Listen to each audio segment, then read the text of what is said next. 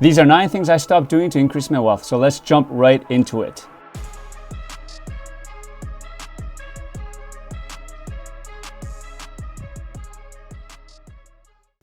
Number 1, I stopped buying the newest technology.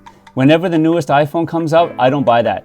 What I do is I buy the older model. The reason is the older model was fine yesterday. Why would it be any different today?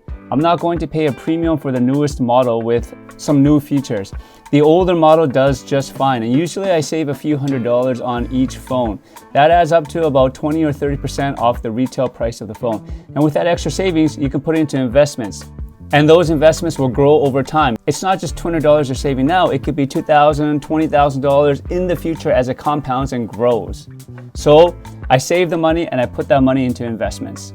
Number 2, I stopped buying expensive clothes. I used to have to wear these suits to work, and so I would buy these $3,000 custom suits, and the shirts would be about $500 themselves. I'd have all these expensive accessories that go along with it. Now, what I do is I don't buy expensive suits.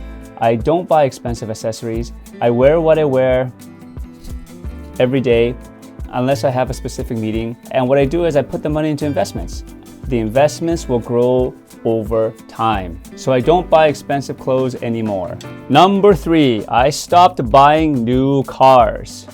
I used to have 4 cars. As a former professional car racer, I loved cars. Now, I would always buy the new one because I love the new car scent. And I would justify it by saying, if I buy an old one, it's going to break down, the repair costs are going to be high, and it's just going to give me a headache. That was a mistake because whenever you buy a new car and you drive it off the lot and you take it home, on that very day, it's going to depreciate anywhere from 20 to 30% off its retail value. That means you've just lost, let's say on a $10,000 car, you've lost $2,000 or $3,000 on that very day. That was a very big financial mistake that I used to make. Now what I do is I would just buy a used car, let somebody else take the depreciation hit, and with the extra money I would have spent on a new car, I take that and I would put it into investments, because over compounding through years, that investment is going to be massive. So I stopped buying new cars. The other side of that is, with a new car, the insurance premiums are higher, and if you ever do get in an accident, the repair costs are going to be very high. Okay, so there are maintenance costs, repair costs, insurance premiums that are much higher on a newer car than on an older car. So take those savings and put it into an investment. Number 4, I stopped throwing things away that have value. What I do instead is I put it up on like Facebook Marketplace or a used marketplace, and I sell it. And with the revenue that I get from that sale, or with the money that I get from that sale, I put it into investments. People, do you see the common theme here? Whatever money you save on something that you were going to spend anyways, you put it into investments. You don't buy something else with it. But I used to throw things out. Now I don't. I sell it on the used market as long as it's got some value, right? I'm not going to waste my time trying to sell a $5 item. But as long as it's got value, I'm going to sell it on the used market, and I'm going to put that money into investments. I'm telling you, $100 now is going to be worth $1,000 in a few years. You have to think that way. Put it into investments. Number 5, yearly subscriptions. I stopped buying yearly subscriptions. I know every time you go to a website and they have a monthly or yearly subscription, the yearly subscription is cheaper per month. But what you have to do is you have to pay the year up front. Now the savings are there, but if you're gonna take a service that you don't use all the time or you're not going to use throughout the year, you're putting up a lot of money up front that could be that could be invested and grow over time for you. So what I do now is I would buy a one month membership. I'd watch Netflix or Disney Plus or whatever streaming service or let's say Premiere Pro, whatever service it is.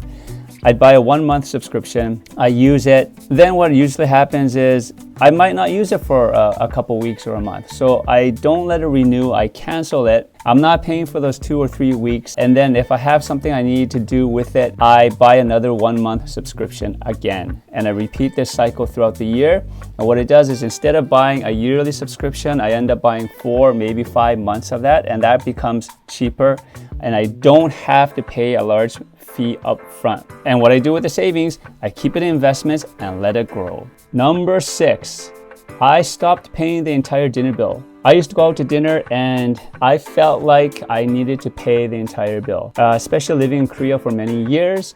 Being an older person here, if I'm taking out younger people, I feel like as the elder that I should be paying the entire bill. And I did this for many years. Not anymore, because that just hurts me. Yes, my friends, my family, they get free dinners and free drinks, but that hurts my future. So now what I do is 80 or 90% of the time we split the bill. Maybe 10 or 20% of the time, I will get the entire bill. With the savings I get, I put it into investments, guys. Number 7, paying in cash. I never pay in cash. Well, because nobody carries cash anymore these days.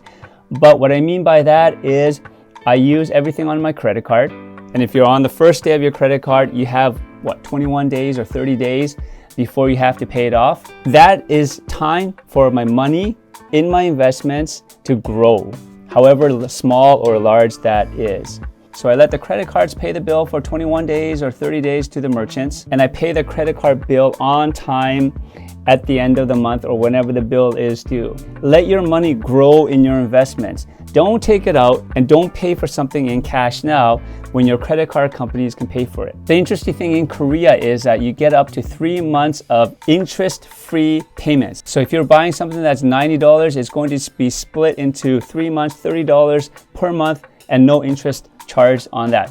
Why would you not take advantage of that? You should be taking advantage of something like that if your credit card offers it.